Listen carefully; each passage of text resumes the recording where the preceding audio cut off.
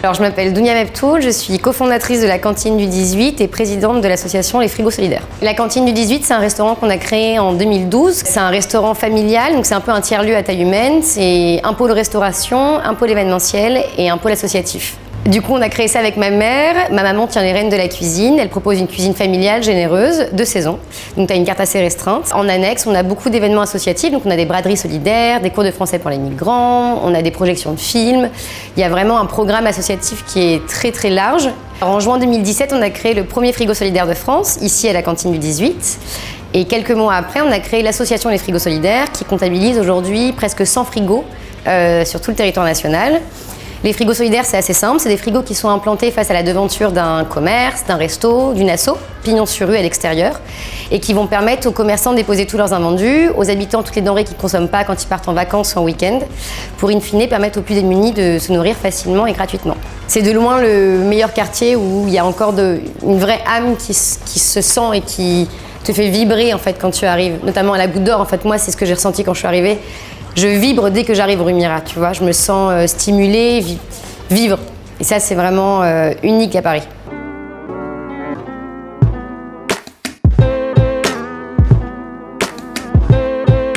Bonjour, je suis Jean-Marc Monbeau. J'ai imaginé de faire un musée de la mémoire immatérielle de ce quartier. C'est un quartier d'une richesse incroyable. Les artistes sont arrivés en nombre ici. Et donc, depuis 30 ans, on fait des expos, on fait des événements. En fait, c'est un laboratoire. Et maintenant, ce que je fais, je donne une carte blanche à un artiste qui invite tous ses potes, des stylistes, il y a une maroquinière, il y a un sculpteur, un photographe, un peintre. Tous les jours, il y a une nouvelle thématique. La Goutte d'Or, c'est un quartier qui est dit malfamé, qui a une réputation assez pourrie. Mais en fait, quand on vit ici, on vit dans un village. Un village du monde en plus, parce que toutes les populations se mélangent. C'est absolument fabuleux à découvrir.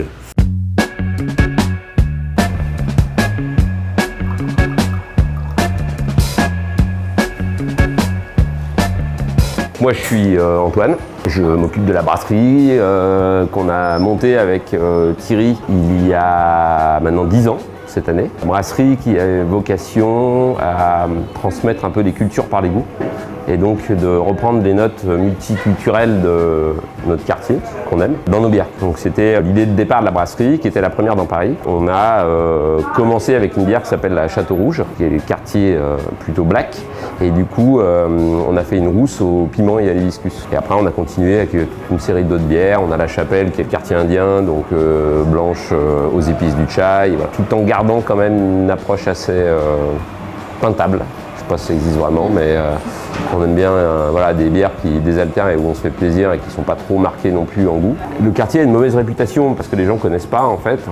Ils arrivent notamment par Barbès souvent. C'est vrai que la station de métro est quand même pas la plus agréable, on va pas se mentir. Hein. En réalité, dès qu'on rentre dans le quartier, ça n'a rien à voir. C'est juste que on est dans un autre monde en fait dans Paris. Les gens sont toujours présents pour rendre service. Les petits jeunes du quartier, ils viennent aider à porter les courses d'argent, nous ils nous aident à débarrasser des tables, ou quand on a une livraison, ils viennent toujours nous proposer de les aider. Je trouve que c'est assez intéressant et ça fait du bien comme quartier, parce que c'est pas monotypé, parce que tous les gens qui vivent ici sont des gens qui ont envie de vivre ici, et donc ça se ressent.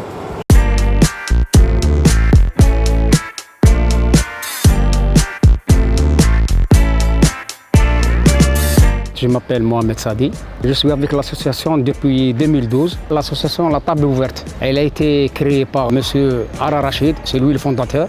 Et là, depuis des années, on distribue des repas gratuits à midi et à 17h30 de lundi à dimanche, 7 sur 7. Même pendant le Covid 2020 et 2021, on n'a pas arrêté. Comme vous voyez, on a un grand jardin, il y a des légumes, il y a tout.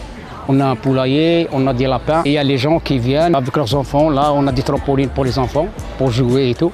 Et il y a de tout. Il y a des SDF, il y a des hommes âgés, il y a des femmes sans enfants. Il y a même des fois des étudiants qui viennent pour reprendre. Ça symbolise la diversité. La vie est belle dans le quartier.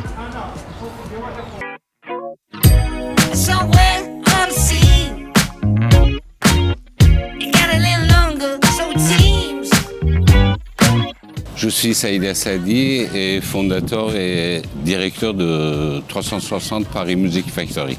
Le 360, c'est un bâtiment pluriel qui rassemble un pôle d'entreprises et associations culturelles pour que les artistes puissent réaliser leurs projets de conception jusqu'à la diffusion en passant par la création, résidence, musique enregistrée et streaming.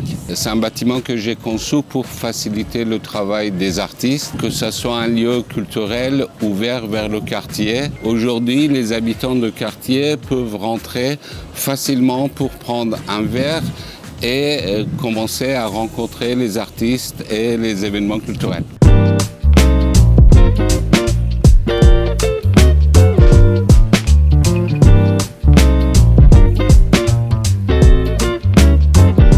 Alors enchanté, Loïs Sognard, je suis le directeur de la salle de spectacle et du restaurant de 360 Paris Music Factory. On a voulu une cuisine plurielle comme la musique qu'on représente. On essaye au maximum d'ailleurs de faire des concepts en calant les projets musicaux avec les mets et les saveurs et les cocktails et les boissons qui peuvent coller avec ce concept. Donc on a eu de la cuisine iranienne, caribéenne, Afrique de l'Ouest. Ce soir c'est Yassa, Thieboudiem, Mafé, les plats réconfortants aussi du quartier, quoi. On a un rooftop où on va chercher nos herbes quotidiennement pour la cuisine et les cocktails. Sur les boissons, tous les softs sont faits autour du bassin parisien, sont bio et ont très peu d'émissions, quoi.